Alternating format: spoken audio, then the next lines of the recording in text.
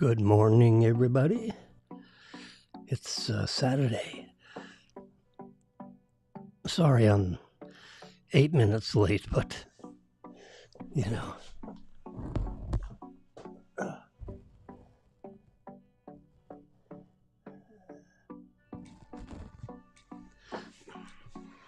9:09, 15 seconds after 9:09.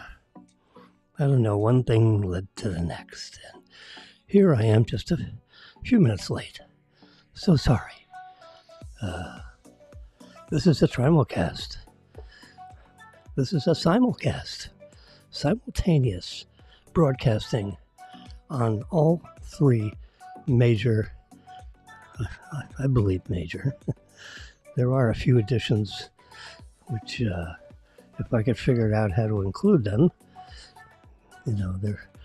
I got a tutorial on adding one of the others, like Snapchat and all this stuff. But you got to do this, and you got to do that, and you got to do all this. I don't have a production guy. Jimmy is the production guy. Me, myself, and I. And I don't want to do this every day. This, it has to be like automated. And some of these newer channels, it's not automated, at least to get it into Ecamm Live, which I will. That's right. It was the tutorial from Ecamm Live, and it was like nuts. You had to do this and copy that and get a key from here and copy the key to there. And the key is only good for one day. No, thank you. We'll have to figure something else out. So the heck with it, It's a simulcast, and it's where I have a couple thousand friends in total, 2,400 or something like that. It's about the number of contacts I have on my iPhone. Anyway, it is a simulcast with Facebook Live, YouTube Live, and Twitter Live. So it's all three simultaneously. You can tune in and hear me live. You can call in. You can call in to 561-416-1100. You can send me a text on that same phone number, 561-416-1100. I've had that phone number for 20 years. So if you text me, it'll come right in on this. You see this? You can't. Have to come down a little bit. Yeah, there we go. You see this counter? It's too bright. Let's turn the brightness down. The camera here is so sensitive that I've got to turn all my devices, the brightness way down, or else it like burns out. All you see is blur. But see, now I turn the brightness down, and you can see this is counting in tenths of a second, which is pretty small piece. I've been on the air 4 minutes and 44 seconds. Yeah, and you can look over. Oops, we have a stick in the way. There you can see the clock. Just I have an American flag here, and it's supported. Whoops. Let's go over here with the stick. There we go. The stick's out of the way, sort of. There we go. Yeah. I have an American flag, which covers up this. It adorns. Let's not cover it up. It adorns this the eastern edge of my studio, and my studio is about 8 feet long and 8 feet deep, and 2.5 feet of it, 24 inches of it, is deep across this table, and then Marilyn is on the other 24 inches of this beautifully handmade, solid as stone. It's handmade out of, I forget what the guy said. He may have been full of turkey. Who knows? Tomas and Sandra.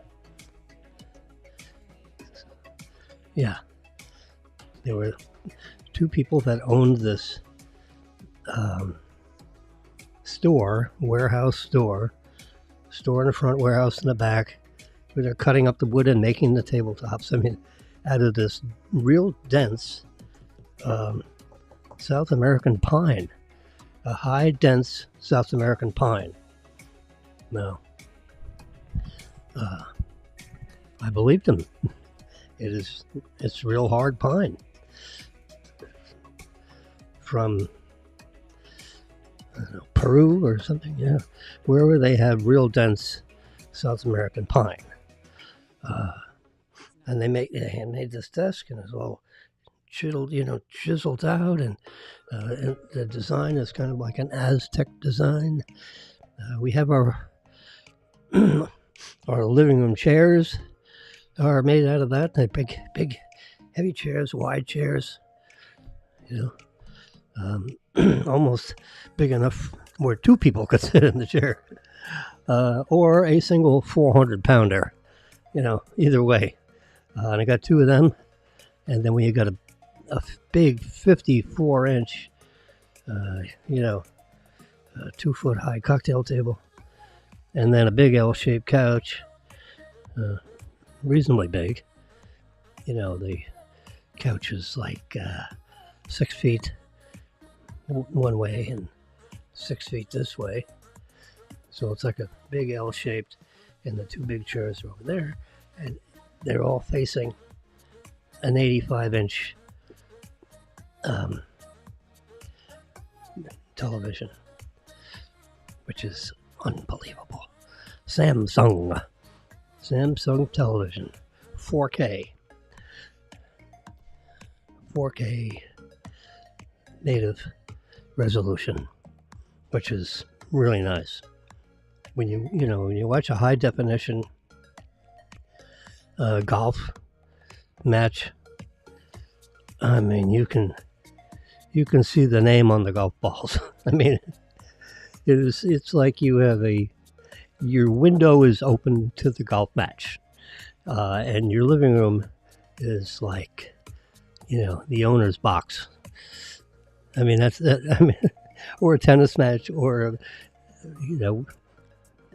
football game. We've been in the owner's box for several events in the Joe Robbie Stadium, which I actually did the construction financing.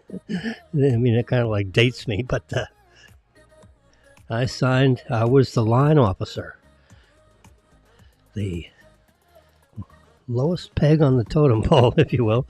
There were like 6 signatures on this approval to, close the loan and do the first draw. And you had all these, executive VP, senior VP, and there comes Jimmy. And they couldn't close the loan until I signed off on it, which made all these very senior people crazy.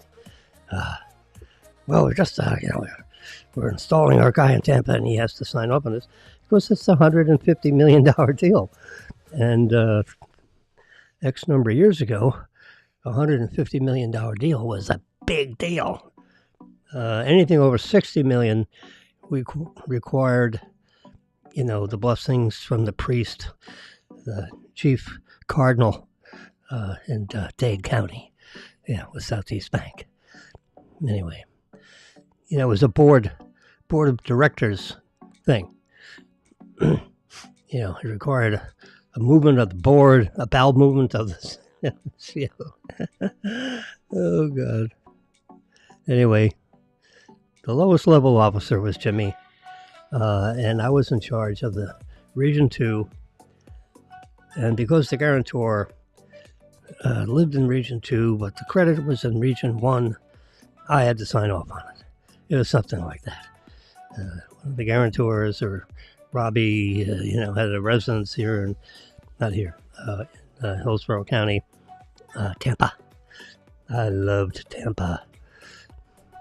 But that was pretty exciting. The first, it's like the first month or something like that, I was at Southeast Bank. I got Bernie Bischoff, the chief commercial, Region 2 in Tampa. He calls down to my office to Joanna, who was 103, and she comes running in with a message. Oh, you need to, because this package is being FedExed to you, and you must sign it. I said, okay, where is it? Well, it hasn't come yet. I said, oh, well, where is it? Who has it? Well, FedEx has it. When are they supposed to deliver it? Well, sometime between 11 and 2. I said, what time is it now? 9:30? Well, it's not 11. So let's assume the positive gets here by noon. I will not go to lunch until this package is opened and read by me and signed and returned to Dade County. And we'll fax the cover sheet with my signature on it, and we'll FedEx it back overnight. Yeah, early morning, 8:30 delivery. That's how you send a package when it's like urgent, hurry up. It costs an extra $25 to do it, but for $150 million, spend the $25. Come on, Dade County, wake up. Anyway, so I signed off on the deal. The deal closed. And Jimmy goes down in history as the line officer who closed and funded Joe Robbie Stadium back in 1982, something like that, 1982. Yeah. So, good for Jimmy. Anyway, so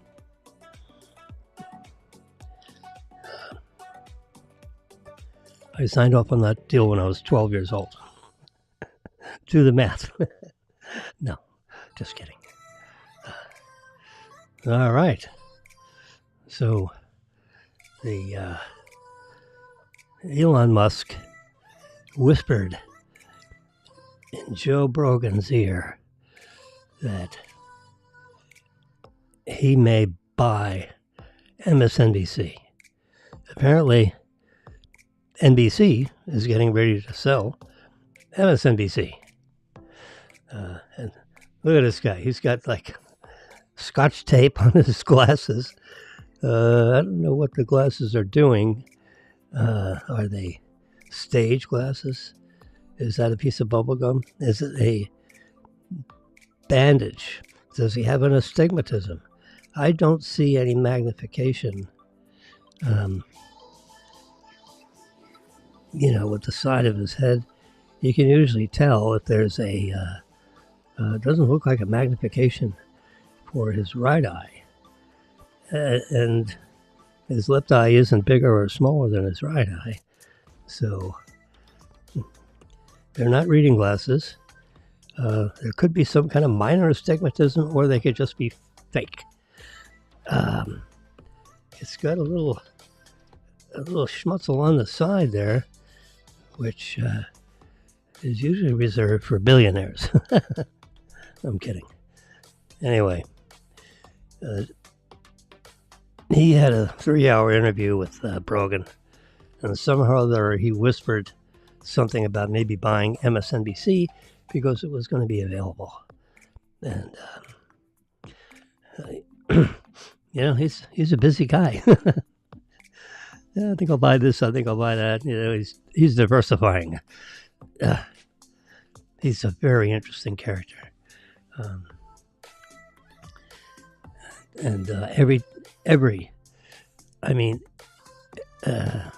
Almost every. He does, interviews here. He talks there. He's like CEO. He's chief, technology officer. I don't know if he still holds that title. Or if anyone holds that title, it's him. He walks around and check this and do that and turn here. And, he's got a lot of things going on. I mean, if you've ever taken a tour of the factory, which is like the size of 4 Pentagons. The Pentagon is a relatively large building, in the United States. And there's 4 of them, all under one 30-foot high ceiling. I mean, it's big, tall ceilings. Maybe even more than that. And it covers, acres and acres. And it's all painted white, bright. It's got skylights in it. Instead of these old dingy gray factory, the floors are painted, polished. They're smoothed out and polished. They're 12-inch thick, high compression, 12,000 PSI, reinforced concrete. So no cracks. No, you can put really heavy equipment on it, and the concrete's not going anywhere. But, you got to have, 12 to 14 inches of reinforced concrete. Now, concrete these days, let me turn her down a little bit. She's competing with me. Maybe I shut up and listen to her for a minute. Anyway, Elon Musk is thinking about, get over here, buying MSNBC. It's going up on the chopping block sometime soon. Let's see. What happened to Epidemic? There we go. Let's go to something reliable. We go back to Epidemic. Sound instrumental. Our royalty-free instrumental. It goes 3 hours long, and then it goes beep. This broadcast will not go 3 hours long. Please don't. Marilyn must be up. She shut my door. Sealing off my yakety. So she turns on the TV and seals off my broadcast. And she could get it live more than anybody, right? Well, the Trump administration apparently has been very busy installing the next series of members of his cabinet. Some of them require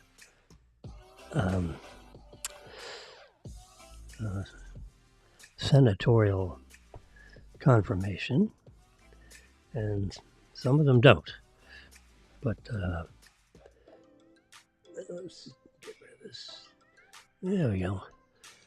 This young lady, if you're a Fox News person, and there are a couple of shows on Fox News, on the Fox broadcast, that is conservative, in a revolting sort of way, sort of. And Sean Hannity is one of them. He's banging on the door for far right, and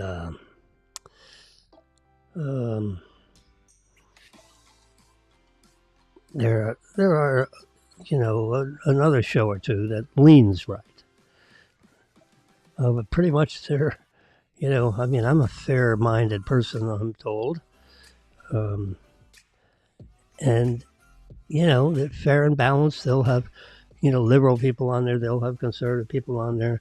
On the 5, they have at least one seat that's leaning hard Democrat. And the other 4 members of the 5 are central or leaning right. They always try to have the opposing point of view, somewhere in the news broadcast. So, when they're reporting news, they're right down the middle. If if you watch their main news show, like most channels' main news programs, air at 6 p.m.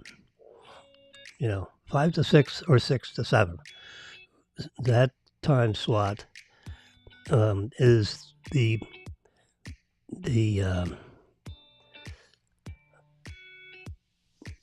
person that's in charge of the news department for the whole channel. Generally is the person that is the anchor and delivers the evening news. So it summarizes everything that happened all day long. And that news broadcaster, needs to be right down the middle and not being some righty or lefty, because they're delivering the news. And I want to hear the news. And I don't want an editorial. I'll think for myself. Now, if you want to have an editorial piece at the end of the show or in the middle of the show or somewhere where you just announce, this is an editorial synopsis. And then you go ahead and give your synopsis. And you say, well, this is the end of the editorial piece. And then you go back into the hard news. And just deliver the hard news. Don't bring your political point of view into it. Anyway, that being said, which none of these candidates are really political. And I've been, watching Fox for the last 20 years, It's about 20 years when they started broadcasting. I don't know when their exact birthday is, but when it came on the air, I was watching it. Within a week or two, whenever I found out that it was broadcasting somewhere, and put it on my speed dial of my TV thingy. Let's get rid of this. There we go. I'm being producer, director, floor man, and the talent. That's questionable, but there is someone talking here anyway. All right, so look at this lady, Dr. Jeanette Neshwat. That's how she pronounces her name, Neshwat. She is going to be the Surgeon General, and she has been a Fox News contributor for a number of years. Where something would happen in the medical community, like when at the end of the Trump administration, he had,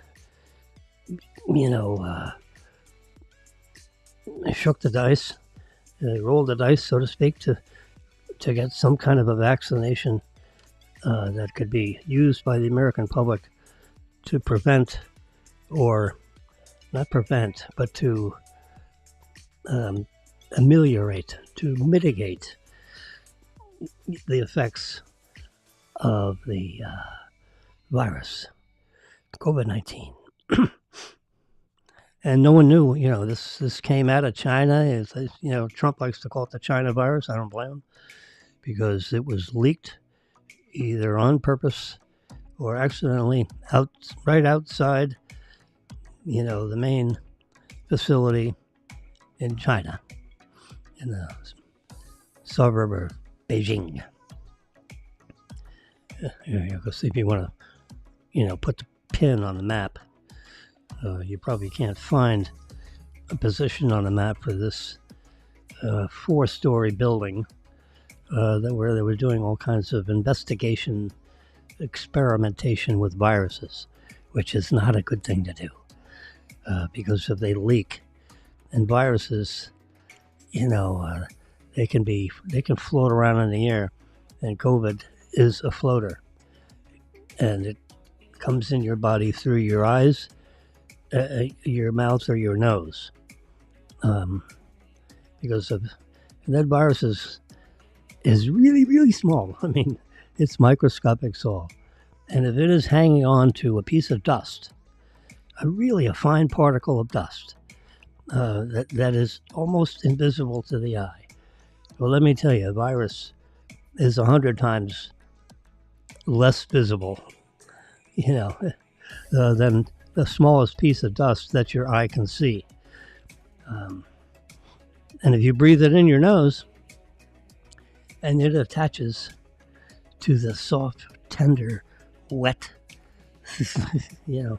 part of the inside of your nose, way deep in the nose.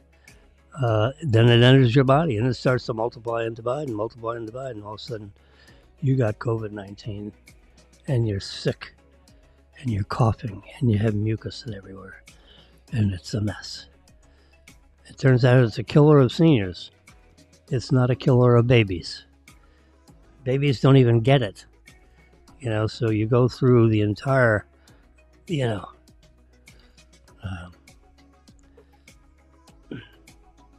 life cycle of the human person. Old people get it and young people don't. And if old people really get it hard, they may not make it because there's such stress of your lung tissue that it can be a killer. Yep. So, anyway, during that whole period of time, Dr. Jeanette Neshwat, it seems like Fox had a nickname for her because Neshwat, maybe they just ran by her name so fast, I only heard the first name and the last name I couldn't tell what they were saying. It's like Neshwat. It's like something you would sneeze. Sorry. It's a very, it may be an Indian name or something, like it from India. There's an expanded view of nice, attractive young lady, so to speak. Maybe in her 40s, an MD. And anytime they have some medical issue they want to talk about, they'll call her up as a special contributing author. And she had a place in her medical practice, with lighting and a camera and a strong internet connection. And she would broadcast live any Q&A that any Fox News host might have for her, or the producers. They generate the questions and they put them up in the in the script with it scrolls and it's in front of the camera lens and you can't see it. And sometimes you think, oh, that was a smart question from that news guy. Well, he read the question because the producers in the background typed it in the teleprompter. There's a live feed with the teleprompter with the producers, which so you think the news guy is really on the ball, and they're all really good readers, and presenters of fact by reading. They don't dream it up necessarily.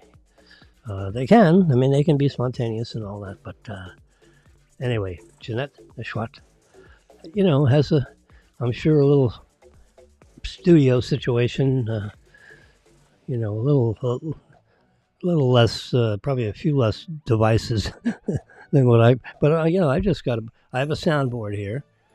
I don't know if she's got a soundboard. She's got to have, a computer. Which I have this like elevated. There's a metal thing behind here that you can make it more flat or you can make it more upright. And I have it set right here so that the screen is pretty much plumbed vertical. And up here is a little green dit, but I have a piece of black gaffer's tape over top of the camera lens so that camera it shows green, which means it could be on, but if you click on it, in the director's chair, if you hit that, you're going to get black because there's nothing that goes through. I got 2 layers of tape on there, so if the tape gets old, it's still not going to, because the frontal view might scare people. So I just give you a side view of Jimmy, 'cause that way, I don't cause any heart attacks in the audience. Oh boy, let me have a sip of tea. Ah, I love my hot Indian tea. The morning blend. Yes. Whew. I've become. I've I've not sworn off coffee. I like coffee, but it requires me to have cream and sugar. Now the cream is one thing. The sugar ain't. Being, at my age and stature, my cardiologist and my generalogist doesn't want me having sugar. Now my blood sugar goes up, to like 200 when I have tea with sugar. And if I have tea with no sugar, my blood sugar is, oh crap. What is it? It looks like 115. I forgot my glasses, so everything I can see here is fine. My glasses are in the other room, and I was already like 5 minutes late for this broadcast. And if I went back in the hunt for Red October looking for my glasses, I'd never get on the air. Because then it would lead to this and lead to that and about that, Oh, gosh, I got to get it. I promised I'd be on the air at 9 o'clock. Well, it was 9:08 today. Sorry, Saturday morning. Yep. Anyway, so, Trump and his team are really putting together, have really put together. And I remember Trump lost an election 4 years ago to Biden. The military call him Bite Me Biden. I mean, give me a break. Poor guy. He got 60 million votes. Now Trump got 76 million votes. That is the most votes ever cast for a candidate in the history of the United States, much less a Republican. So he won the popular vote, and he won the Electoral College by 312 to 226. Yeah. So there. Yeah. It was quite an election. It scared me to death. I swear to God. I absolutely believed Trump made a remark. I'm not a marching in the marching band behind President Trump. I would march behind Trump somewhere if he asked me, but he don't know. I'm a nobody here in Boca Raton, or nobody that is known to anyone of the Washington elites, much less the president. I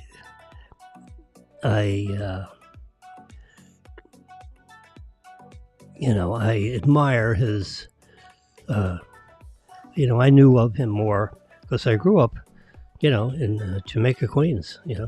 I was born in Mary Immaculate Hospital. It's probably still there, With a name like that, you get blessed right away when you're born. I got a birth certificate. It says Mary Immaculate Hospital, and you got, none this and done that, and, signed off on it. Yeah. When I got my first passport, I had to flash that. Yep. Anyway, so I grew up, in Jamaica, Queens, not far from where he grew up. A couple of, less than a mile away, actually. And then our family, when I was 11, I believe, my mother bought a house on the North Shore of Long Island in a place called East Hills. And it was near the Roslyn Harbor. And I went to the Roslyn High School and graduated Roslyn High School and then went to Union College. How about that? Graduated in biochemical engineering, of all things. Biochemistry. I was a pre-med student and got accepted, applied to people. I got the fifth highest score when I graduated Union. You take a test called when you graduate high school, or actually before, but when you graduate high school, you take, the SAT, the standardized aptitude, screening exam. SAT, standard aptitude test. SAT. Yep. And you take that so that colleges and universities can look at your academic record and look at your SAT score and determine if they have any interest in moi. So my SAT scores were, as I graduated high school, were not impressive. Went to college, Union College, and in the second semester of my freshman year, I became academic. My first semester was an acclimation, getting myself acclimated. I'm butchering the English language here as I'm going through memory lane. So I got acclimated in my freshman year. I got 2 A's, 2 B's, and 2 C's. That was my, it was A, B, C, D. In theory, you get C pluses and B minuses and stuff, but on the academic record, you got either an A, B, C, D, or F.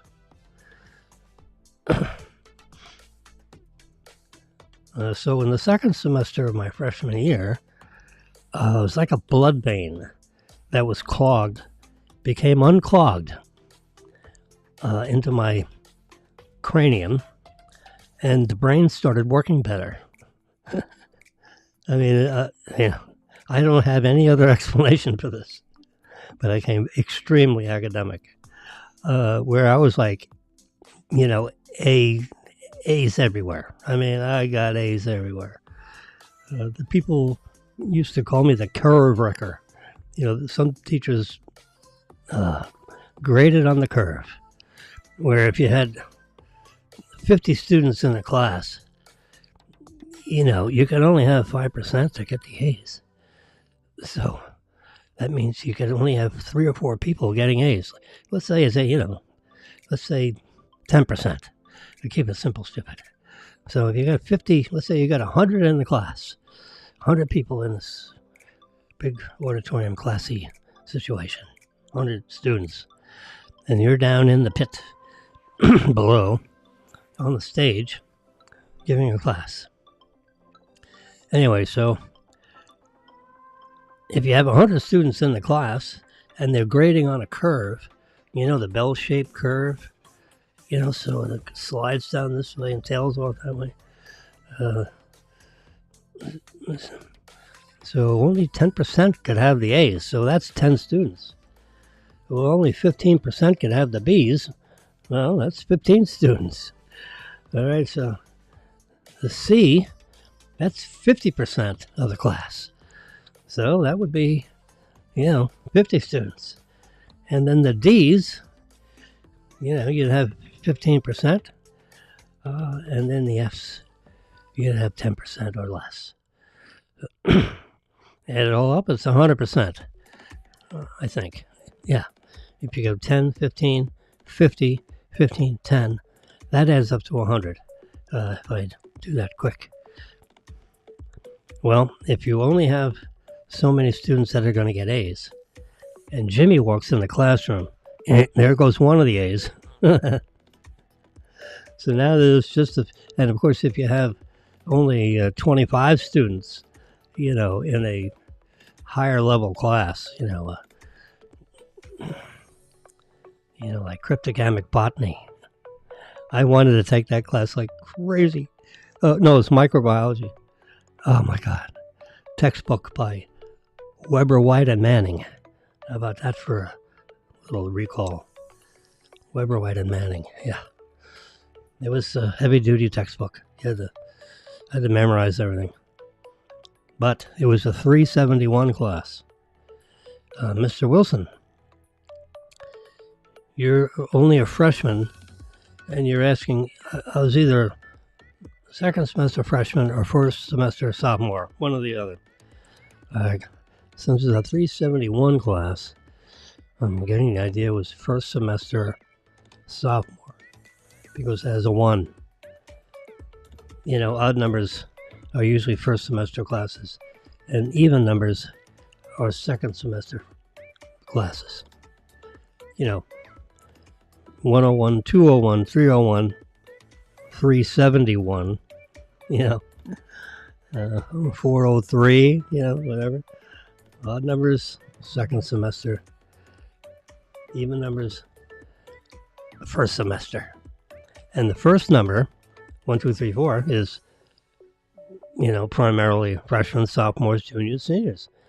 And the middle number would differentiate itself among all other classes that were offered, for that particular year and that particular semester. That's how it worked, the numbering system. Today, there's probably 6-digit numbers. But, way back in the 1800s, they only had 3-digit numbers for the class numbers. The first digit was the academic year projected by, freshman, sophomore, junior, senior. The middle digit was the number corresponding to the particular class for that semester and that anticipated student level. And the last number was the semester. It was either an even number or an odd number. Anyway, so the class number was 371. The class name was microbiology. And I decided I'm going to be a pre-med student. I better learn about those microbes under a microscope. And I looked at the textbook, and you go into the student union, the bookstore, and I looked up the textbook that was for that 371 class. I opened it up. I said, "Ooh, this is." It's got that shiny paper like the World Book Encyclopedia. Yeah, it was printed the same font, the same kind of paper. So the book was like heavy, and it cost like $75. And this is, in the 1800s, $75 a lot of money. Oh God. So then I looked up, the prerequisites. And, so I'm looking through the entire, let's say the table of contents of the course, microbiology. I looked at the table of contents of the textbook, written by Weber, Wright, and Manning. And, it's just microscopes and, bacteria, and, they really couldn't see viruses, because it was microbiology, and the virus, they didn't really understand viruses too much back then. So we really didn't cover viruses, I don't think. It was more microbes, microbiology. And so I went to Dr. Gilbert, who was the head, who taught the class, by the way, but he was the head of the biology department. Because when I went to register, when you go to register, you have this little folder in your hands, and you got your calendar, so you make sure the class is Monday, Wednesday, Friday, and the hours of the class is, like 11:30 in the morning or whatever, and then you have a laboratory session for 4 hours in an afternoon, and so you got to color in all the blocks, for Monday. So you're taking, I figure, 16-hour. They only wanted for freshmen or sophomores, like tops 15 hours, 12 to 15 hours, somewhere like that. 4 classes of 3 semester hours a class, or 2 with 3 and 2 with 4. So 6 and 8 is 14. That's how you get to 14. So any class with a laboratory piece would be considered 4 semester hours, and just regular lecture classes, like English or language, English like writing, reading certain topics, reading comprehension, reading whatever. Those would be considered 3 semester hour classes because they didn't have laboratories. Anyway, so I took 16 to 18 credit hours per class. I graduated with like 142 semester hours or credit hours, whatever they call them. So I had to go. Anyway, so you have this register. You're all standing on lines. So I've got, my English figured out. I got my mathematics class blocked out on my schedule. And so when you go to the next class, they look at your folder to see if you've got the shaded in the blocks for your time periods. So you can't have an overlapping time period. You can't take that class, So you might have to jiggle and erase, but, so I wanted this microbiology class.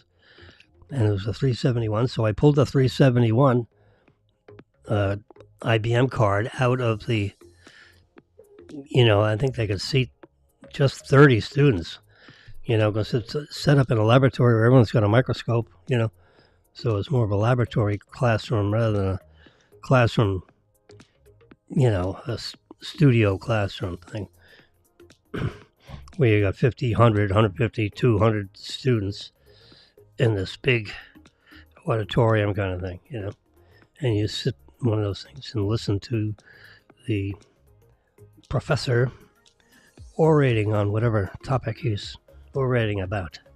But a laboratory class like microbiology, they only had 30 of those IBM cards in the,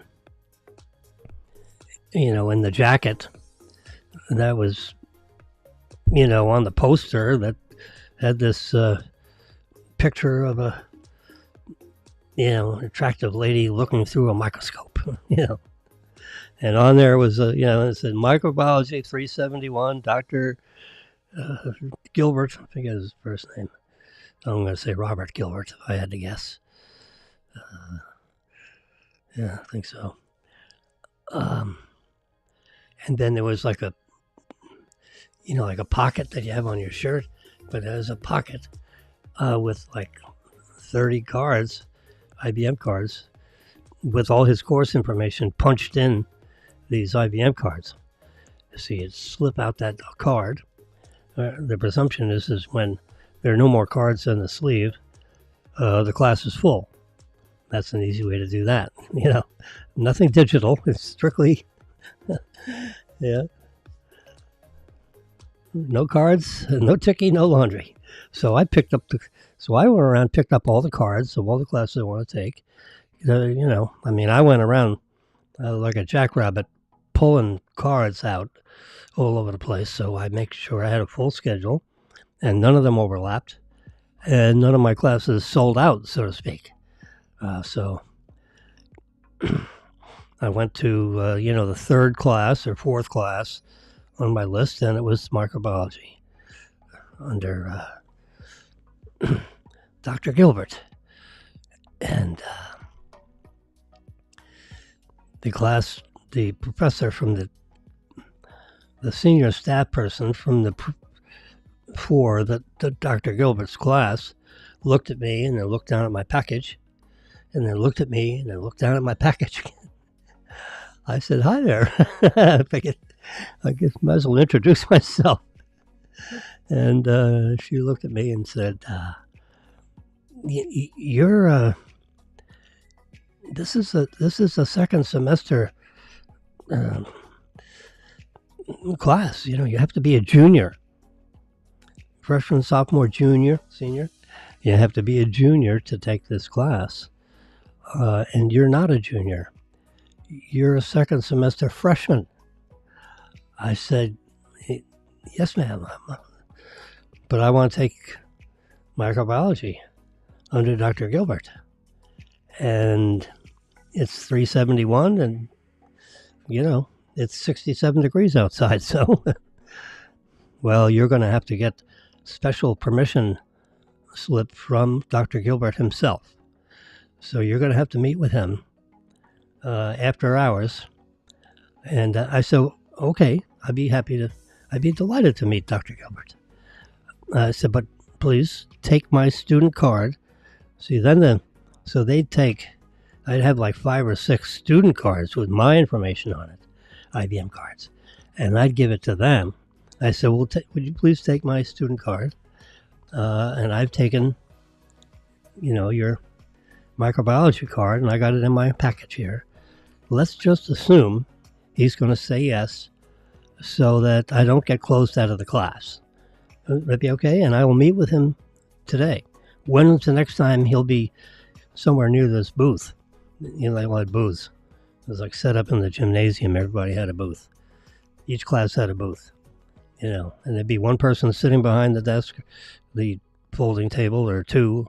Sometimes the professor himself would be there conferring with the senior staff person that was collecting student cards and telling generally about the class and whatever.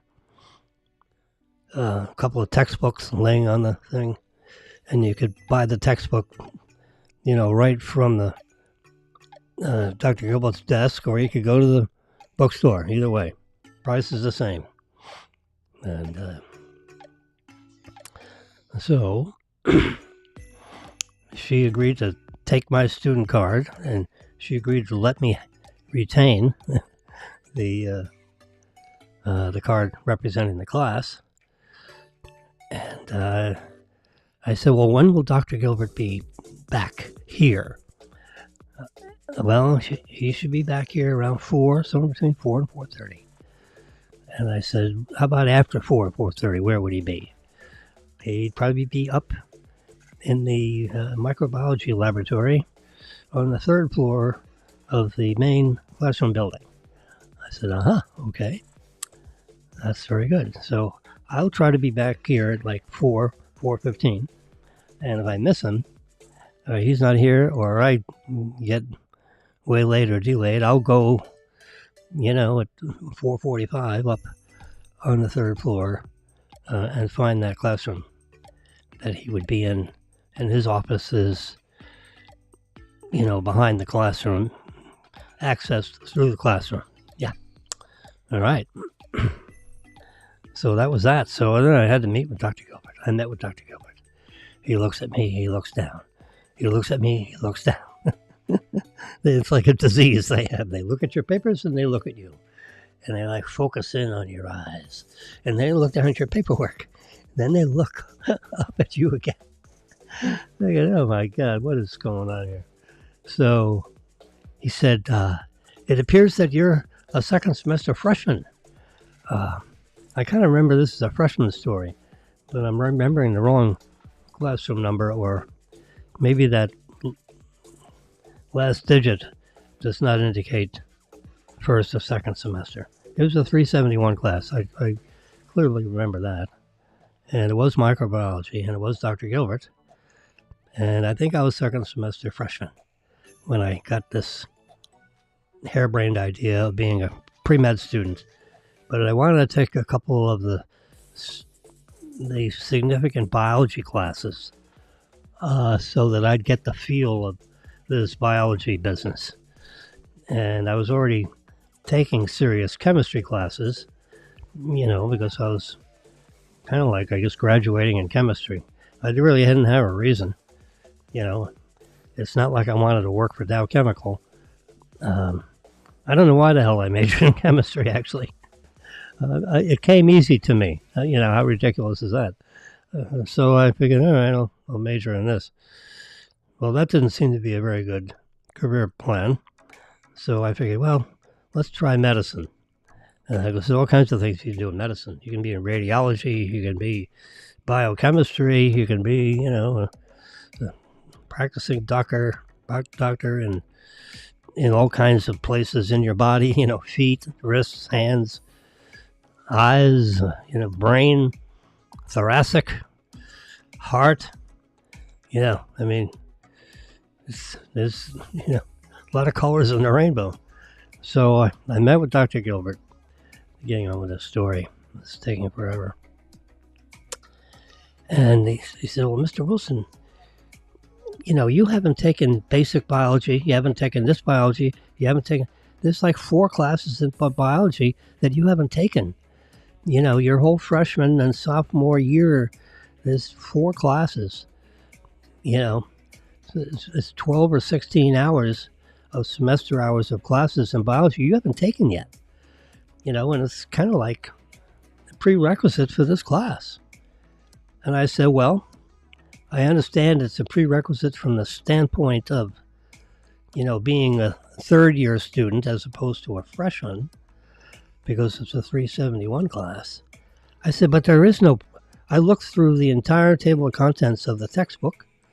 I looked through your course, curriculum vitae, for the class itself, and there are no prerequisites.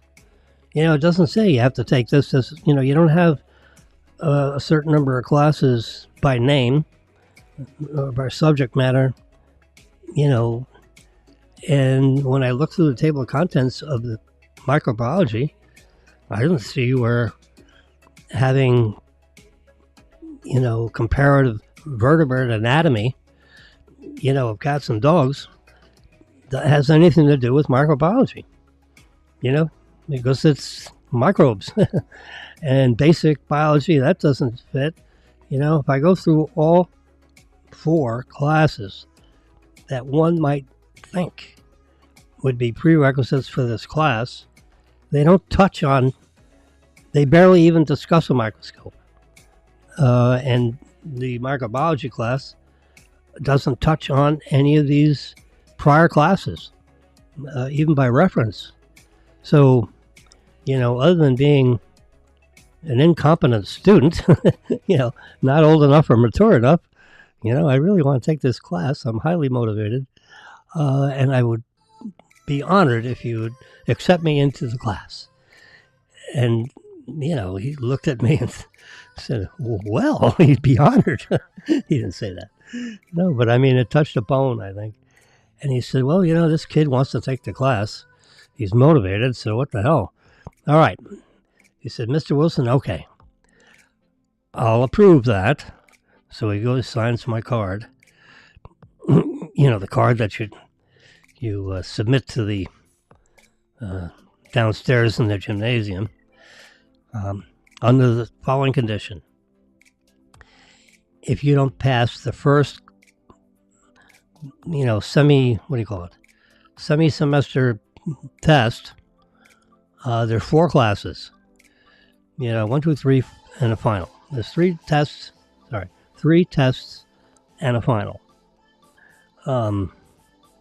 We divide up, the 16 weeks of the class, or I forget the number of weeks, into 4-week, 4, 8, 12, 16. So every 4 weeks we've got a big test, and we have 3 of those and then the final. So there are 4 times 4 is 16, yeah.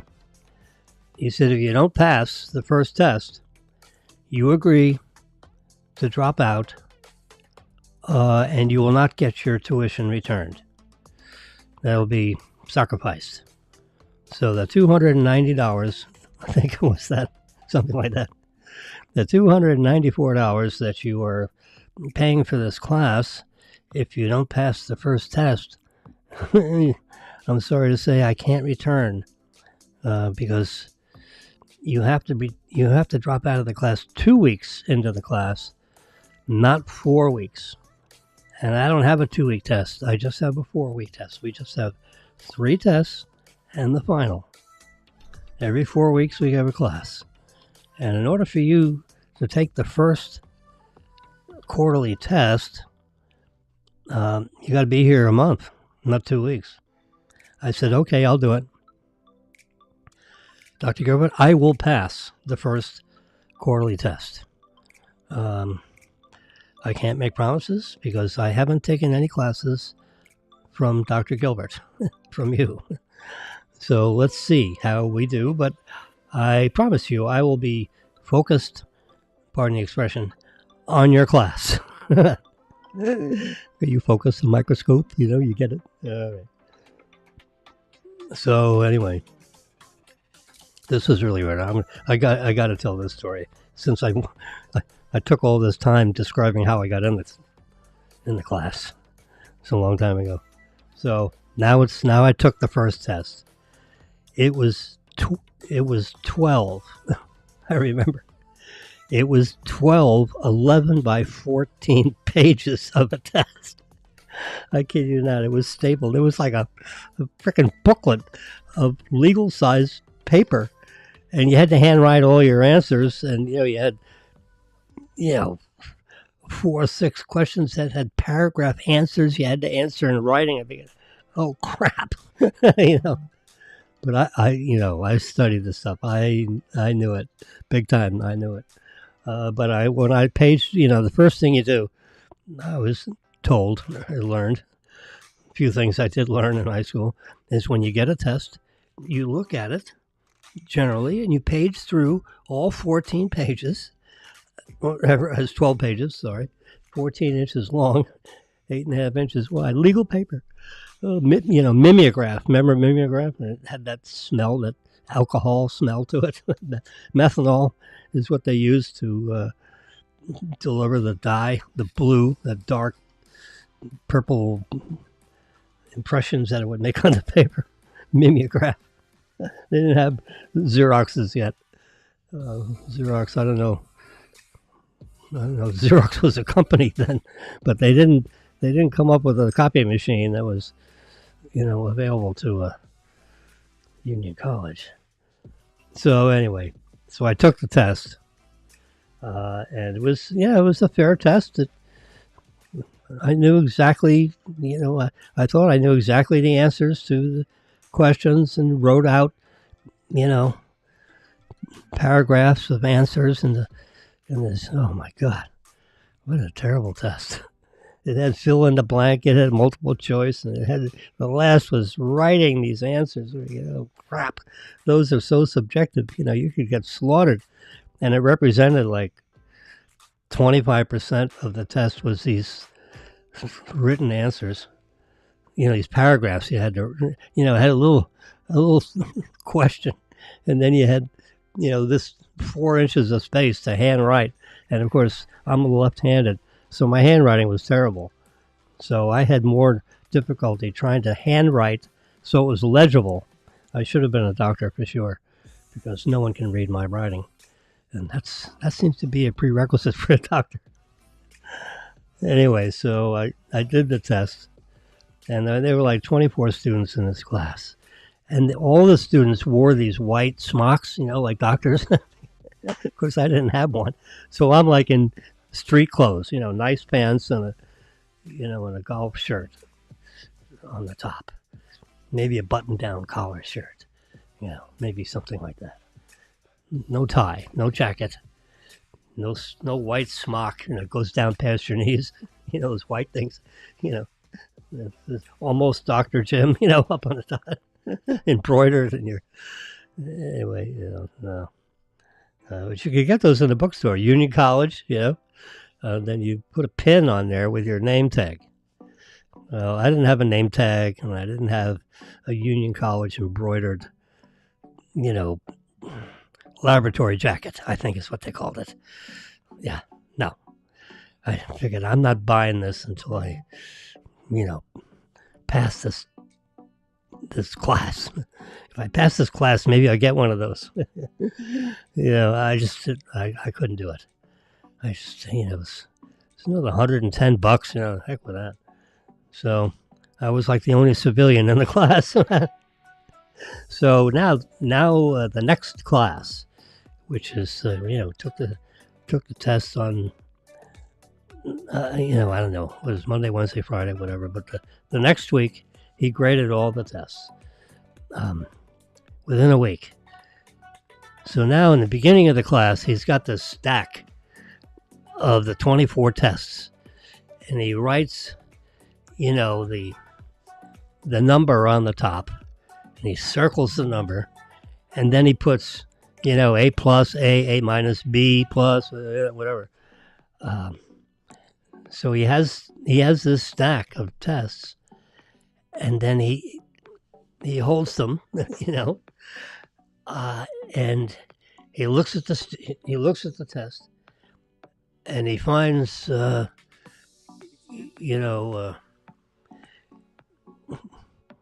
Jimmy Thomas, and he looks over there and he says, "Oh yeah, there's." So he walks over to Jimmy Thomas. He looks at Thomas. He looks at the test. He looks at Thomas, and then he takes the test and he folds it like this, and then hands it to the student, so that when the student gets the test back, he can't see the evaluation, the score on the top, because Dr. Gilbert has folded this in a way and hands it. He doesn't squeeze it with a crease. And then the student gets it, opens it up, and he's happy or not happy or whatever. So he goes. So then he looks at the next test, and it has Sally Sue, and he's looking for Sue. Oh, there's Sue over there. He looks at the test. He stands right over you, looks at you, looks at the test, looks at you, and looks back at the test, takes the test, folds it like this, and then hands it to Sally Sue. And then she opens it, and she's either happy, crying, or whatever. But he's going around the classroom like this, and it seems, I don't know who the hell, pardon the expression, I don't know who's in this class. I don't know their names. I know nobody, because they're all a bunch of juniors, and I'm a second semester freshman. And that's like heresy, for a freshman to be in a junior class. How could that possibly be? Well, I got permission from Dr. Gilbert. So he's handing out these tests, and I said, is he handing them out in alphabetical order? And that's why Wilson is at the bottom of the stack? Is he handing them out in, what the heck order is he handing them out in? Is he handing them out score low to high?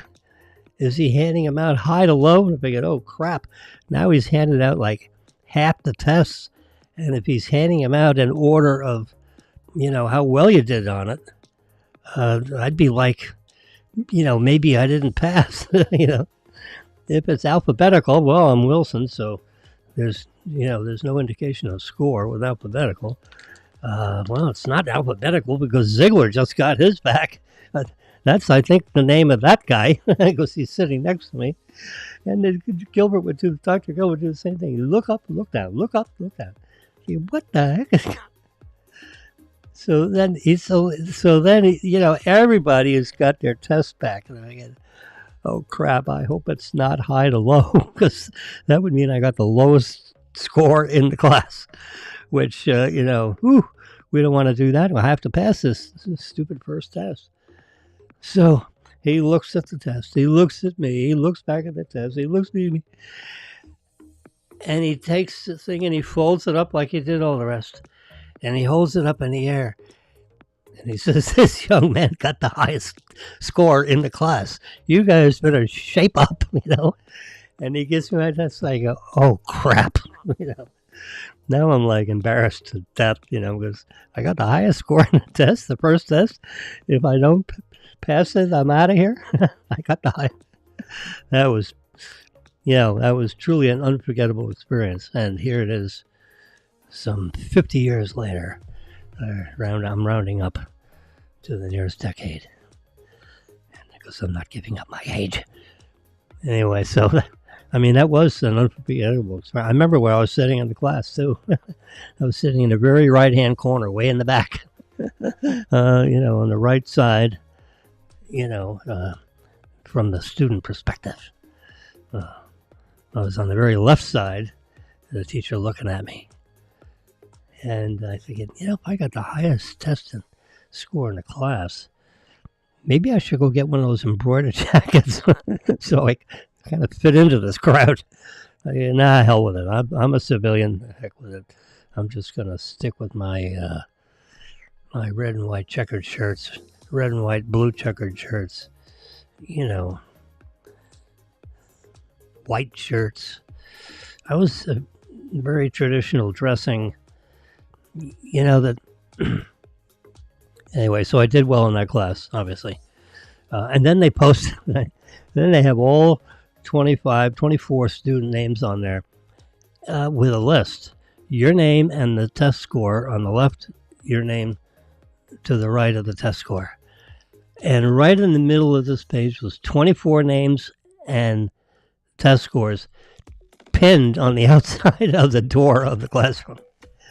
I figured, oh shit, these things are like, pardon the expression, he's advertising me. So if you're on the bottom of that list, everyone's looking at your name and your score. I mean, anyone walking by that doorway sees, and all the teachers did that. They pinned the goddamn, oh crap. So I became very academic as a second semester sophomore because now I had a reputation at stake. Since I got a really high score on this test, it was like a 97, A plus, he called it. It was it was like in red ink, 97 with a big circle on it. And, congratulations written on there in his handwriting. I think I have it in my bookcase there. I should try to find it and show it to you. How do you gotta save something like that. Jeez. I've had it. I mean, we've moved twice in 12 years. So, you get so many boxes and things, and you start throwing crap away. Stuff that you shouldn't throw away. But I could not throw that away. That I couldn't do. And I'd hand go through stuff.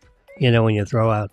I mean, one by one. I just, if there's any significance to whatever I'm looking at, if it's a AT&T bill from 1987, I think I can pitch that, don't you think? You got all these AT&T bills. Yeah, what the hell are you saving those for? Well, it came out of your desk and your credenza. Just pack it up. Goes from one place to the next. Good, bad, or indifferent. Well, that test I saved. But I did well, I got all three of those, I did very well. And of course, I was at the top of the list. That's the important thing. In other words, now I became academic. And since everyone is seeing my name, Jimmy John, James L. on that list. Wow. That just was such a dramatic motivator. And I did well, and the only class I didn't do well in was German, because I couldn't speak German, and it was, I don't know, it was just so boring. I remember the instructor, he was an old German guy, and he could barely see, so he had glasses on, but he was always like squinting. Big, tall, red, blonde gentleman. Nice. He really he talked about me to the other professors I had, because he couldn't believe how poorly I was doing. He said, "Is this kid demented? What the hell's going on here? He's getting A pluses in every damn other class, and he's barely treading water in this one." No, I did. I barely. Oh God! And he had to take 4 classes of German. German 1, German 2, German 3, German 4. It was like freshman, I mean, first semester, second semester German. First semester, second semester, sophomore level. So I had to take 4 classes of German because as a chemistry major, you got to have this German because most of the, 1800s, circa 1880s to 1920s, a lot of the textbooks were written in German, in the chemistry world. There's all those German scientists, there are lots of them. And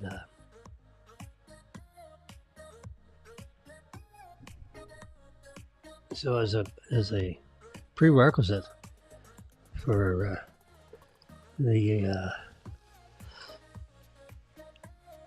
biochemistry, and you're engineering these chemicals and molecules, which was very interesting, but the microbiology thing was, that class was, and of course I could get in any class, in the school, because Dr. Gilbert was bragging about Jimmy all over the place and how this little weasel, this little young weasel, and I looked like I was 12, Yeah, I didn't look, some students looked like they were, they stood up and tall and this and that, and tall, dark, and handsome, and looked like they were 25, when they were freshmen. I was short, blonde, and looked like I was 12. Oh, God. 5'8", not short, not 5'4", 5'8". If I stood up a little bit, I could squeeze out 5'8.5", in the doctor's office. But generally 5'8", So that's my biochemistry story. What's yours? I bet it's not as fun as that one. Yeah. So Dr. Gilbert and I became buddies. Yeah, he talked. Yeah, he's a little man. He's 5'5". Old gray hair, nice round head. A totally nice. He's like grandpa, but he was teaching. He taught all kinds of biology. He was the head of the biology department. So obviously everyone in that whole biology building, knew Dr. Gilbert. And I walked in there and I didn't deserve to be in that class. And there was no prerequisite. I mean, it was really, he says, Mr. Wilson, you're absolutely correct. I can't think of another biology class in the entire building, the knowledge of which you would need in order to take this class. I never thought of it, other than the fact that it's, a second semester junior class, and we don't have freshmen taking this class. They usually take all the other biologies beforehand, but none of the knowledge that you learn in those classes really have anything to do with microbiology. So that's why I'm going to conditionally allow you to take the class, but you got to pass, because if you don't pass, if you fail the first test, I'm going to have to excuse you from the class. So you need to pass. I want you to pass all of them, but the first one you got to pass. And unfortunately, you will not get your tuition back for this class, which is like, just under $300, which was serious money back then, in the 1800s. I mean, I look like a fossil, but it wasn't the 1800s. Come on. No. So that's my Union College story. And so I took biology classes like a crazy person, because I had to catch up. Because now in my sophomore year, I really wasn't I didn't take all the classes you need to take so you can get through all the biology stuff and have the prerequisites, for a degree in biology. Because I wanted 2 degrees. I wanted one in biology, and I wanted one, pre-med, and I wanted one in the chemistry thing. At least that's what I was thinking until, it was too late to change. I don't know why I picked it. I mean, chemistry was easy for me. I memorized all the words, because I had all these big words. The words are this big. Like hydrochlorothiazide. I mean, you know how many letters are in that word? It's like this big. It's a chemical. You take it. It's AKA a water pill. But there are some unknown qualities of hydrochlorothiazide. You might talk about it with your doctor. It is a water pill, yes. It's a little pill. You take 12.5 milligram hydrochlorothiazide. I take it twice a day. It's a little tiny capsule. It's the smallest capsule I've ever seen. Not tablet. Because that's like a fleck of, don't make sure it's not tablet. They make it in two different forms. The tablet is so small you can barely pick it up. If you drop it on the floor, forget it. You just sweep it in the trash. Whenever sweeping is done in the kitchen, or wherever you keep your medicines. Yeah. You get the capsule. It's usually like a bright blue color capsule. It is the smallest capsule you've ever seen, But it's bigger than the tablet, which I've never seen something, it's a little tiny sucker you pick up with your pinky and your thumb. I mean, geez. Get the capsule. Hydrochlorothiazide, 12.5 milligrams, twice a day. AKA a water pill. Tends to make sure you don't, particularly for people that start to get older, and, water starts to build up, below your knee to your ankle. So that whole part of your body, gets squishy with extra water because of gravity, I guess, and the decrease of circulation through your legs with age. But I'm not taking it for that reason. I don't have swollen legs or ankles. But Dr. Stanley Weiner, who I got friendly with because he was treating me for 25 years as my general practitioner, my primary care physician, which 25 years ago they didn't call anybody a primary care physician. They invented that term, like 5 years ago. I think. It's the first I heard of it. Anyway, so Stanley Weiner was my now called primary care physician for like 25 years. Ever since I moved to Boca, which was 1990 something. 1990, I think, actually. Yeah, look at that. It is 25 years ago. Wake up, Jimmy. So Stanley Weiner, Dr. Stanley Weiner, who I became friendly with, as friendly as you can be with your primary care physician. I mean, we were like first name basis, which is pretty cool. And you sit in a thing with the door shut, right? A cubicle when you're in the doctor's office, and they have all these little cubicles filled up with patients that are waiting for the doctor. And of course, the charts were hanging on the wall outside the door where you were enclosed, and the doctor would, whistle through all these doors, and, listening to patient stories, and how about this and how about that, and he'd prescribe, and he'd say hi, and then he'd say bye. 12 minutes later, he has to do, like 8 or 10 appointments per hour. And he'd walk through all these things, and then when the cubicle empty, then they'd put someone else in there, and they'd turn the light, from red to green. They had like little 4-color lights on the outside of the door, which I never knew exactly what the color coding meant. So when you get to me, and 90% of the time, I'd have Marilyn with me, just so when he's talking, she'd be listening, I'd be listening, I'd be talking, he'd be talking, back and forth, whatever. I'm the patient. And Marilyn, you just listen. I said, I want you to come with me because I want you to hear what's going on. And then we'll talk about it, tonight, because after this appointment, we're going to go our separate ways for the rest of the days.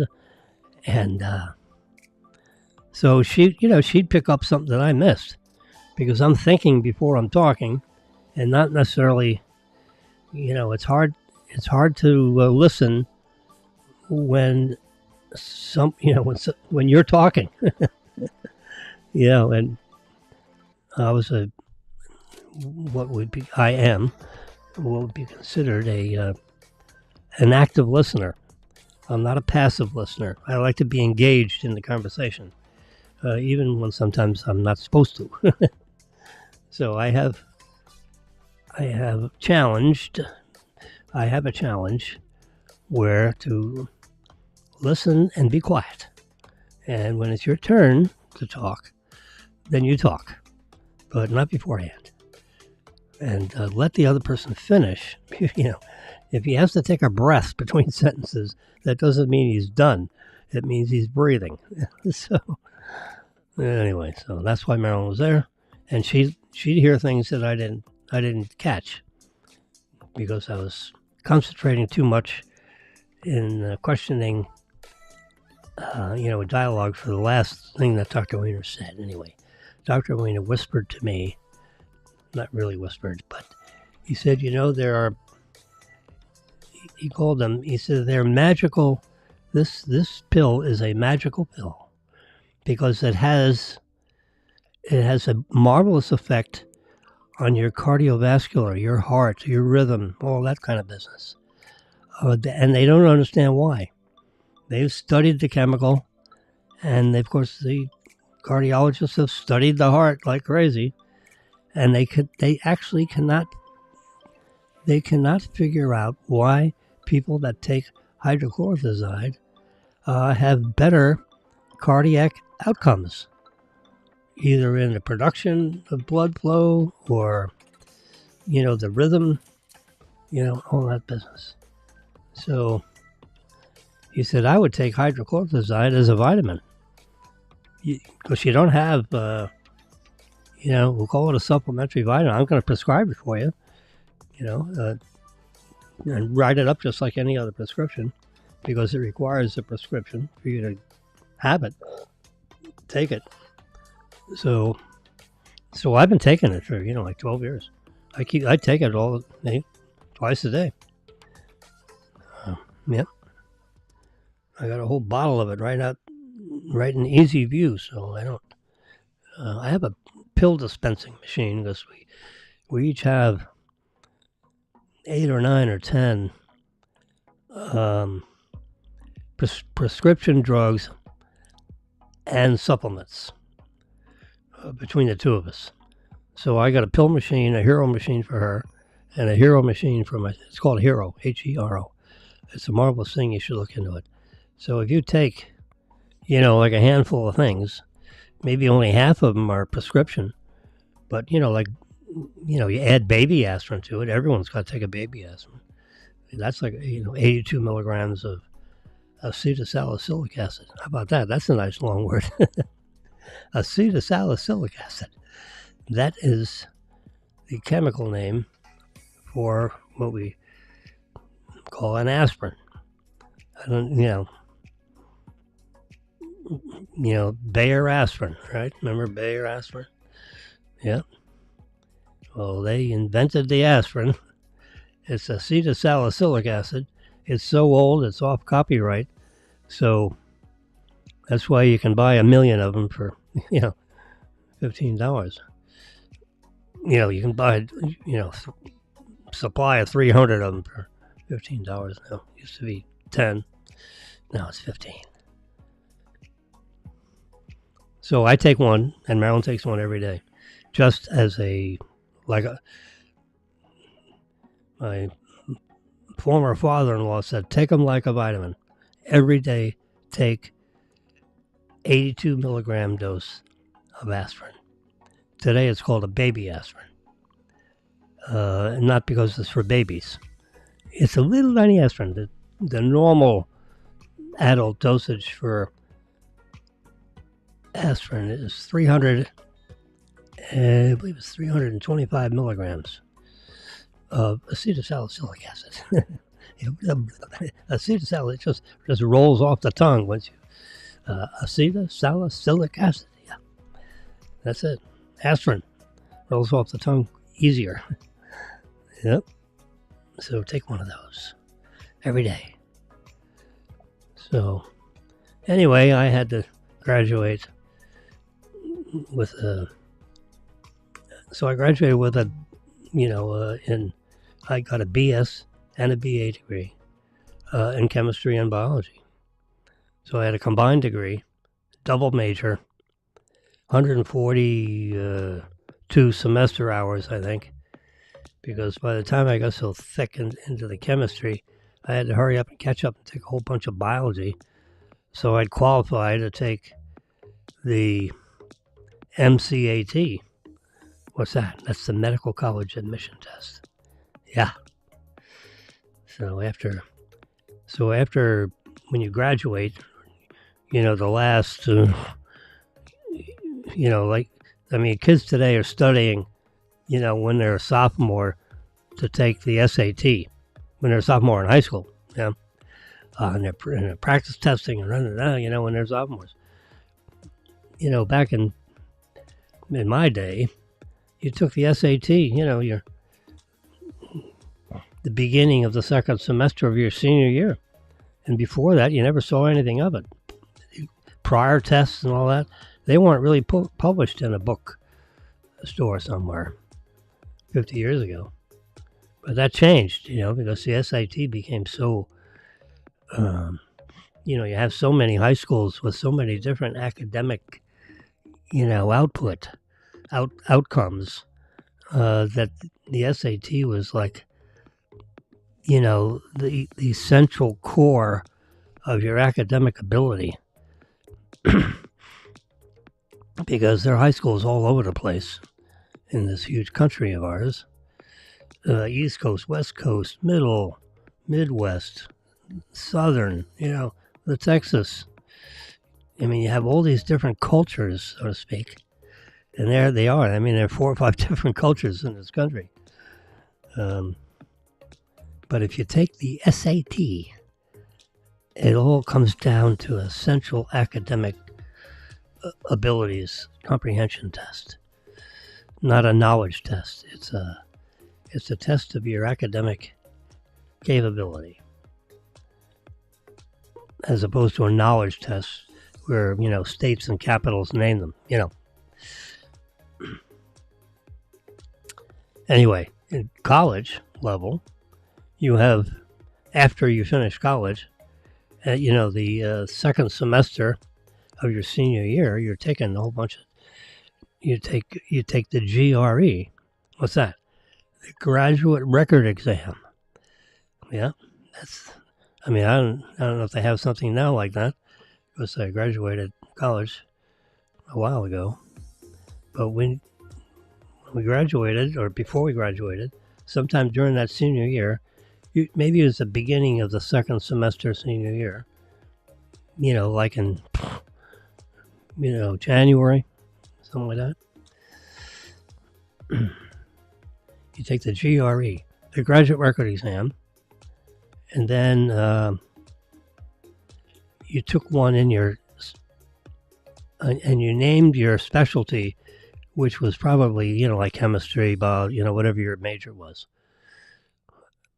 And I also took the LSAT. What would that be? That would be the law school admission test. The LSAT, yep. And I took the MCAT, MCAT, MCAT, the Medical College Admission Test. Yes, sir, Bob. That was the the GRE in chemistry is one thing, which you had to take as a, you didn't have to take it if you weren't going to go any further in your academic world, which I didn't know what I was going to do, but I wasn't going to cut myself off for not being able to get a graduate degree. So I took the GRE sub chemistry. So it was like, English comprehension, math, chemistry. You had these different components to your GRE. So you had English, math, and then chemistry. So that was all mixed up in this GRE. And you get a score, which I scored well. And then I had to take the MCAT because I was thinking of going to medical school. And you have to take the MCAT, because they look at that.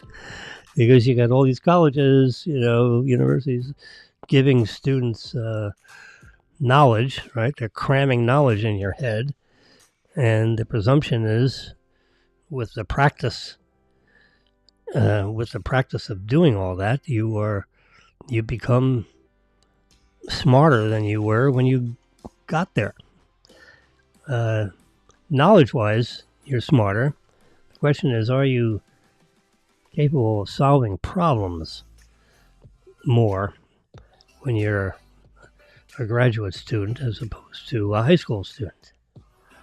And my guess is yes, probably. Now, with all the stuff I was taking, I became lots of knowledge. I was exercising my brain like crazy. I loved every minute of it. Oh, my God. And I took that MCAT, and boy, I really did a good job on that one.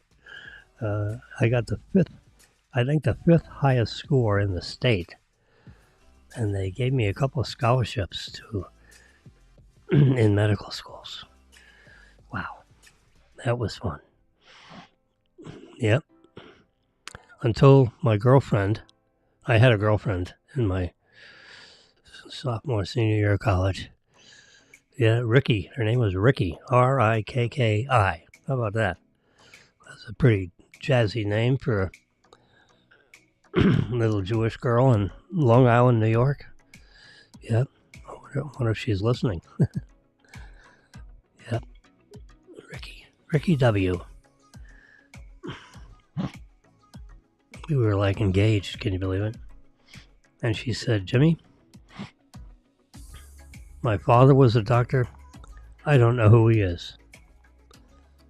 I don't want to marry a doctor, and you will be a doctor. Because our children will never know who their father is. And I don't know who my father is. So you have to forego that if we're going to continue with this relationship. Ouch, how about that? That's a pretty presumptuous. Yeah, that's what she told me. I mean, we had a meeting on that topic. Holy. So the stupid brains between the legs, Jimmy decided to keep the girlfriend and forego the scholarships. How stupid was that? I'm saying it here publicly. It's out here. Oh my God. November 23rd, the week before Thanksgiving. And I gave up a big secret of my life. I forewent at least 2 scholarships. I went to the schools.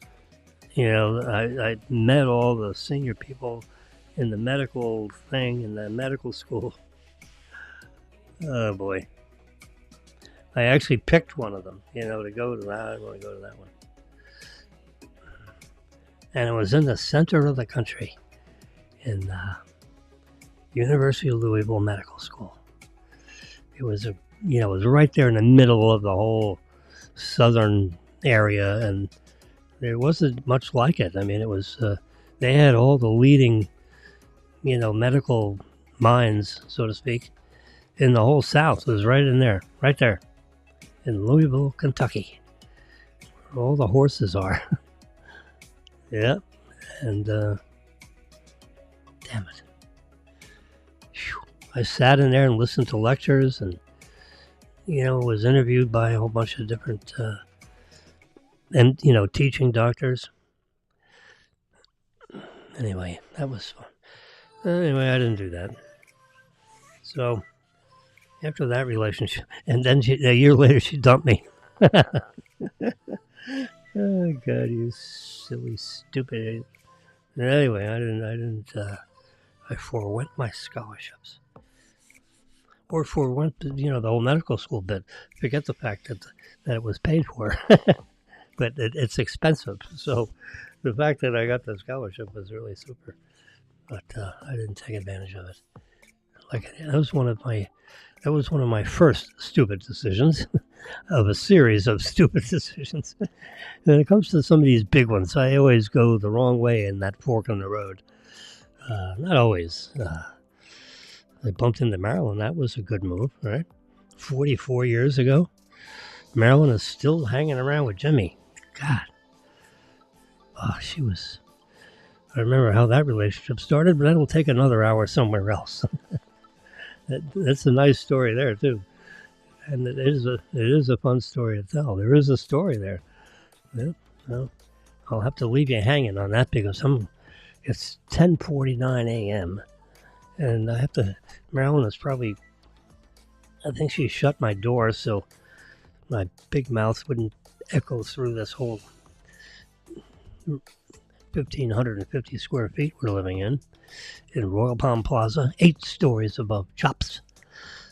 And I was going to go into all these, look at that, this operating system that Apple has created. Look at this.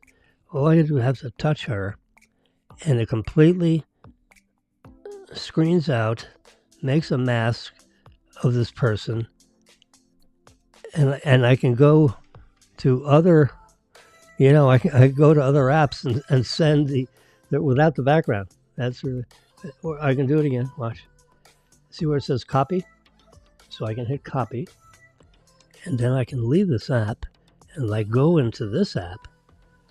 Your messages stuff. I'll say new message, and I'm going to send it to myself. Jam Wilson. There we go. Type that in. And somewhere down here is Jim Wilson. There it is. 4161100.com. Touch that.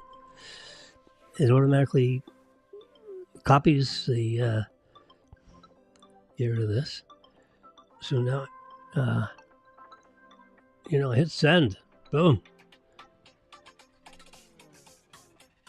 Oh, let's make sure I paste. There it is. So now I sent to myself. Look at that. Dr. Jeanette. And she is the Surgeon General. Trump bumping, this lady was she resigned, yesterday. And she was picked, by the Trump administration, by the what do you call it, the transition team that has people on there that select, who they're going to appoint to these different spots. And they're 25 real senior spots that basically are the ones that talk to the president. And underneath these 24, some require,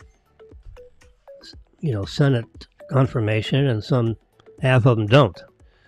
But where was I? I was here. Yeah. But this lady, if you probably recognize her. I recognize her. And she was often called on. And we'll do the pandemic stuff, and the virus 19. She was called on all the time to give public reaction, public testimony on television, on the Fox News channel, on matters relating to, the virus, and should you take, this injection, the virus, this, and that Trump and some medical teams have come up with. And it turns out she was one of them that said, this injection helps it so that if you catch the virus, it'll affect you a lot less than if you didn't have this injection.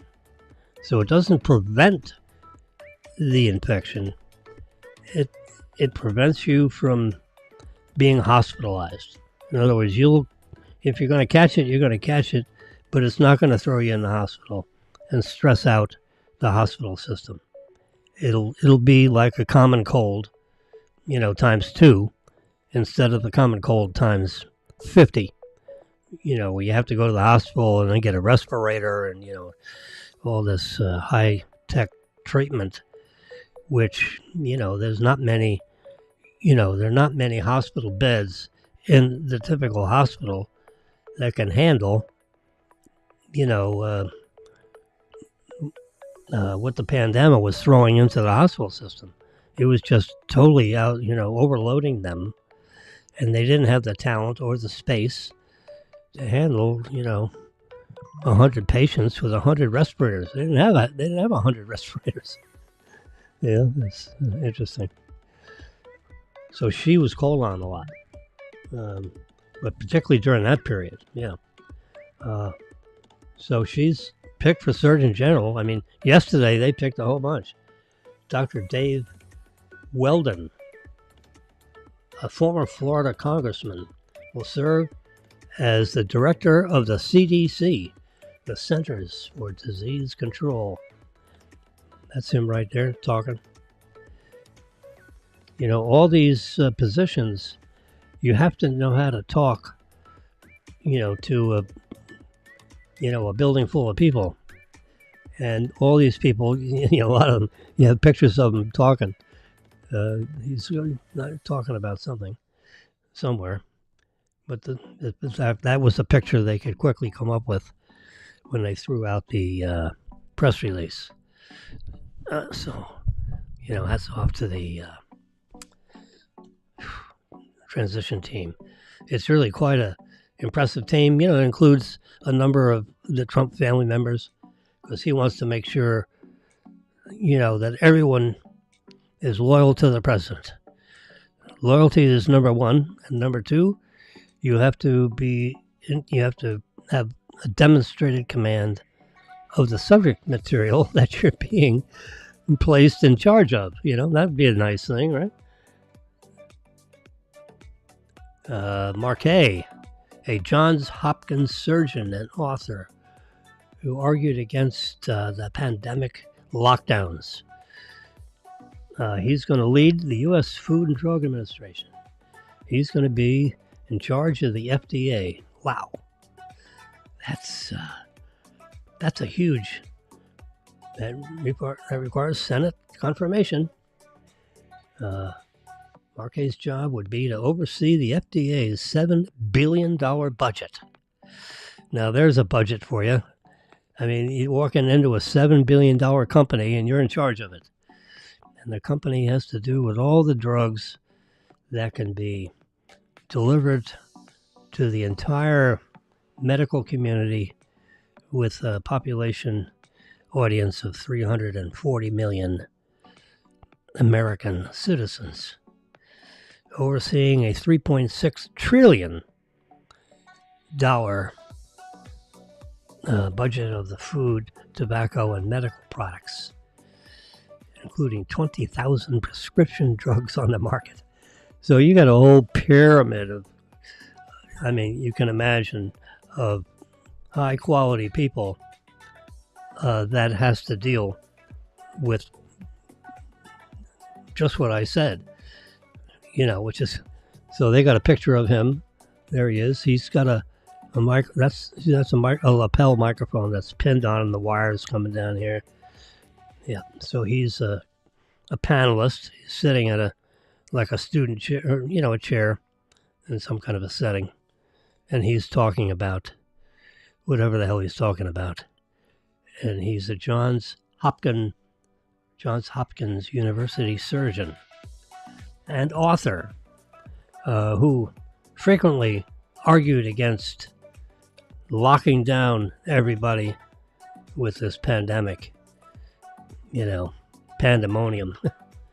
Now, the president of the United States, Trump, only locks stuff down for 90 days.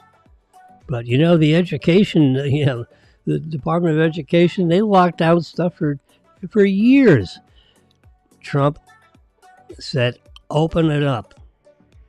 Once they figured it out, people were dying all over the place, so you had to get a grip on it. So Trump had every smart person on the planet trying to figure out what to do about this.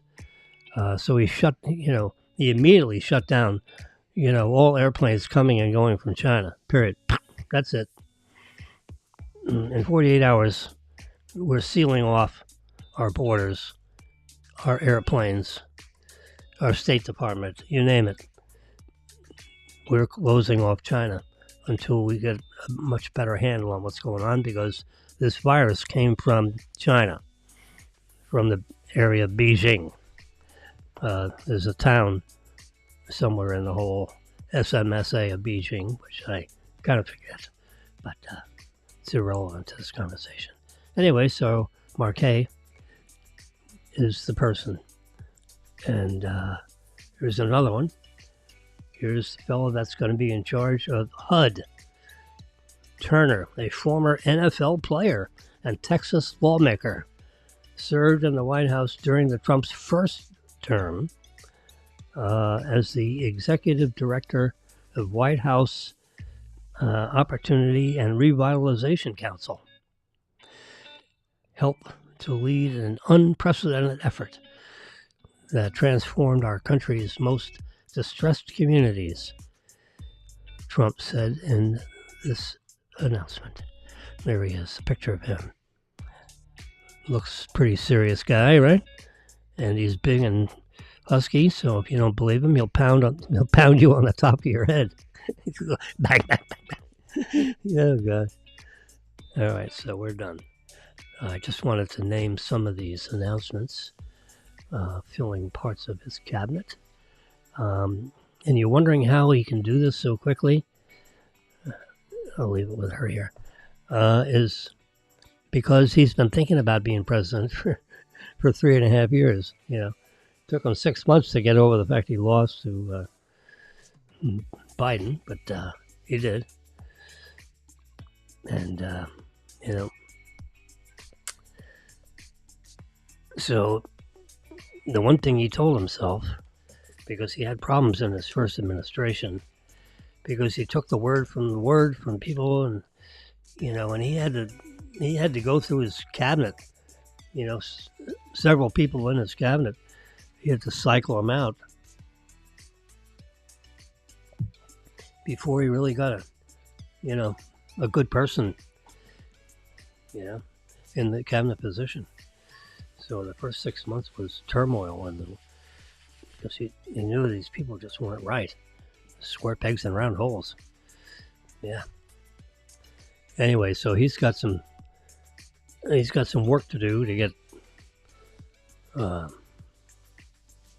Peter Hegseth, who is a showman here on the Fox channel, and now he had a little sexual escapade that was totally consensual. Police reports were, this is a long time ago, 8 or 10 years ago. I think he's only like 50 tops. And he served 20 years in the military. He was deployed 3 different times, 3 different places during that 20-year period. And he's written a number of books on the military and the Pentagon and so forth. He's gotten to know, Trump. He's been interviewed. Hegseth interviewed Trump, on some broadcast because Hegseth was a key player in the morning shows, either during the week or during the weekend. And he most recently was the Saturday, Sunday, one of the 3 hosts that handled that 4-hour program on Saturday and a 4-hour program on Sunday, which he is now resigned from, now that he is a named to be, your political head guy in the cabinet, the secretary of the entire Armed Defense Department, Secretary of Defense. Yep. And because he had this situation that was, police reported, it's been investigated, he's, nothing happened, so to speak. And, but it's in there, it's in the police record, so they have to, bring it up, and they got to argue about it and see if anyone else comes forward to shed light on this story, other than what the police report says. So they got to get by that. They think they will. The candidate for Attorney General gets, had at least, he had one, and then he had another sexual escapade, and it was with minors, so that's a double nasty problem, because if you have sexual stuff with a minor, in most states that's considered rape, because an older person is taking advantage of someone's youth and inexperience. As if you're fooling around with a 17-year-old, for example, and some of these 17-year-old girls look like they're 27. You can't tell how old they are by looking at them. I mean, they have some stunning-looking 17-year-olds that look like they're 27. Period. And there's some, that's just, and with the makeup and the styling that you can do, you got all these products now that are available to the working public as opposed to just Hollywood actresses, so to speak. I'm totally ignorant of what I'm talking about. But anyway, you've got to, when you're dealing with these young people, you have to check their IDs. And if they got a fake ID, that's another thing. They have really good fake IDs. And if you've had a couple of cocktails and you're trying to figure out whether this person is old enough to talk to you, it's terrible. It's so complicated. Anyway, so Peter, the senator so far is ticking behind him because everything they read in the police report is nothing. There was nothing to charge him with, or they surely would have, I think it was in California. And they don't like conservatives, so they would have slammed him if there was anything to indict him on. There wasn't anything to indict him on, so that was the end of it. Okay, I'm gonna go. So there we are, November 23rd. It's Saturday. It's 11:06 a.m.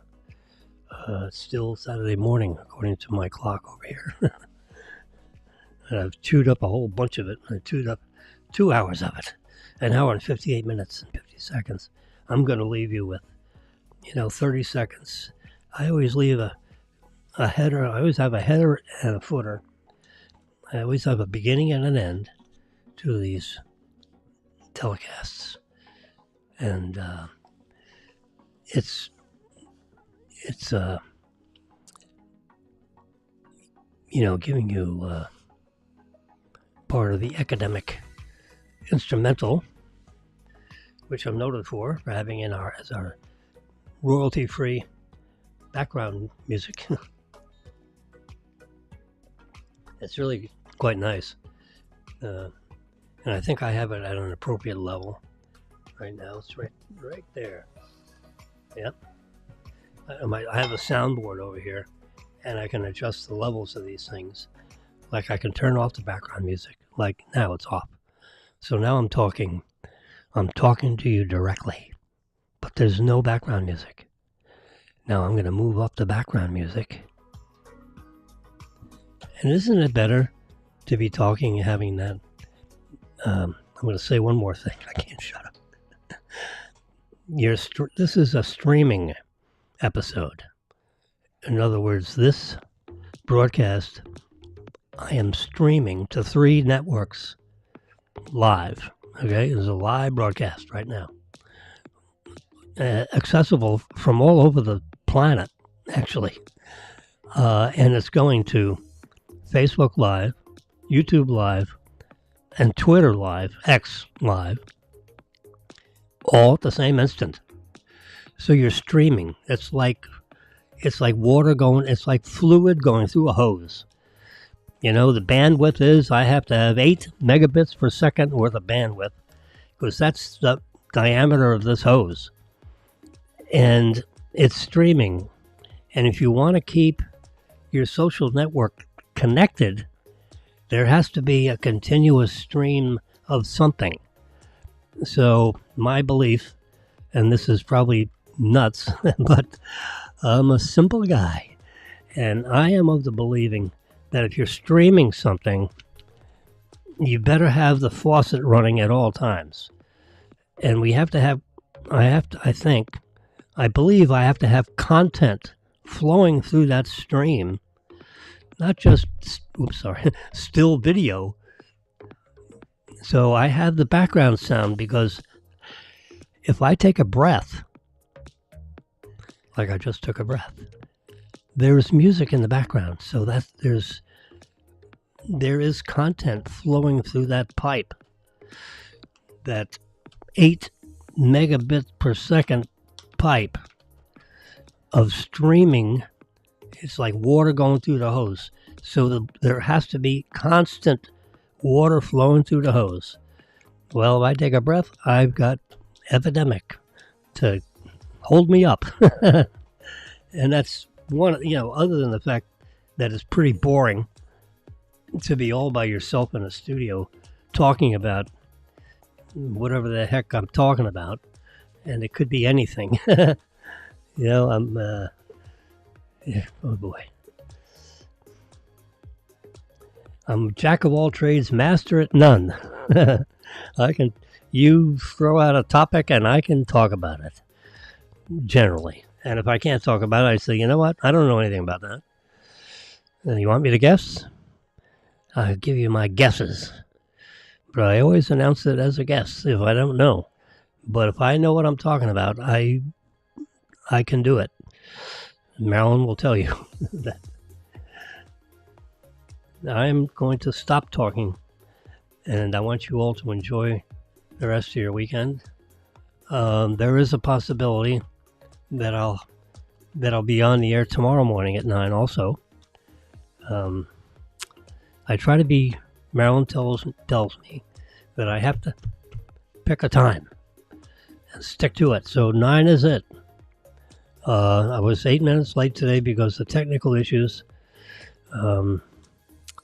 Because I'm always up, I get up early. Yes, I do. I get up early all the time. I'm up by 5:30, 7 days a week. It's my biochemistry. And with that, so tomorrow is a maybe, Monday for sure. Anyway, so it's 2 hours and 3 minutes now. I'll let you go. I can't think of anything else to talk about right now. So Trump just announced a whole bunch of new medical people that he's going to have himself surrounded with. Because it's a big country. And there are listen to this. There are 4.5 million. 4,500,000 in round numbers employees of the U.S. government. Now that includes, 1 million soldiers that are all over the world and the United States. The Pentagon, that's a whole bunch of people. There's 50,000 people or so in the Pentagon, which is multiple floors, above ground and below ground. It's a big, they ride bicycles around there between going around the corridors, the staff does, to deliver information back and forth between different members in the Pentagon. It's big, really, really big building. You ever been in the Pentagon? It's humongous. It's like going to Texas and watching these huge rockets. They're 400 feet tall. 400 feet tall. That's like a 40-story office building, 30 feet in diameter. and stands straight up, and it holds, 8 million pounds of fuel. What? I mean, it's just unimaginable. The numbers it's hard to comprehend. 8 million pounds of fuel. How does that start? So, there's a lot of energy consumed when a rocket takes off just to get the fuel off the ground. And then you got this little capsule on top of it, right? Well, in this case, you got you got 130 foot story building, in the the second stage. First stage is the booster. Second stage is this stainless steel thingy with the black tiles on it, which can hold 100 people in this Mars effort of making our society interplanetary. Elon Musk's thought of, if anything would have happened to our society here on Earth, we would have another society started on another planet. Now, it may not be the last planet, but it will be the next planet. So he's building these big spaceships so that we can start someday, maybe 2000, it might be 2030, but, you can't finish until you start. You got, my grandfather told me that, it's hard to finish something if you haven't started yet. So, yeah, he's a mechanical engineer. We have all kinds of engineers floating around. All right, listen, you have a great day, and I'll give you undisturbed the 2 hour. This has been going on for 2 hours. It's a 3 hour instrumental, actually, would you believe? Yeah. So I'll give you uninterrupted epidemic sound instrumental, or royalty-free background. So I'll shut up for the next 30 seconds and say bye-bye.